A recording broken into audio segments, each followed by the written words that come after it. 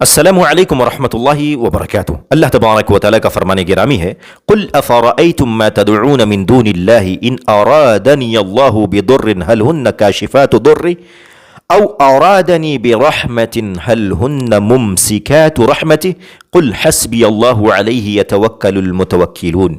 اے نبی کریم صلی اللہ علیہ وسلم، آپ ان سے کہہ دیجئے تمہارا کیا خیال ہے کہ اگر اللہ تبارک و تعالی مجھے کوئی ضرر پہنچانا چاہیں تو اللہ تبارک و تعالی کے علاوہ تم جن کو پکارتے ہو کیا اس ضرر کو ختم کر سکتے ہیں، ہٹا سکتے ہیں، روک سکتے ہیں؟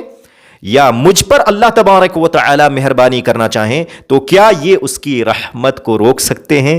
آپ کہہ دیجئے مجھے تو اللہ تبارک و تعالی ہی کافی ہے، بھروسہ کرنے والے، توکل کرنے والے اسی پر توکل اور بھروسہ کرتے ہیں۔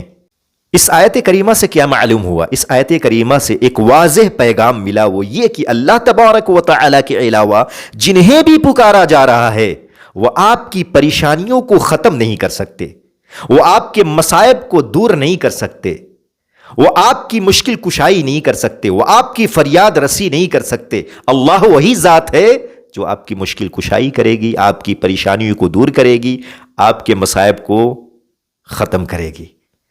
یہ بابا، یہ پیر، قبر کے اندر مدفون شخص، اللہ کا ولی، کوئی بھی آپ کی فریاد رسی نہیں کر سکتے، کوئی بھی آپ کی مشکل کشائی نہیں کر سکتے۔ اسی لیے صرف ایک اللہ پر توکل کریں، ایک اللہ پر بھروسہ رکھیں، وہی آپ کا بیڑا پار کرنے والا ہے۔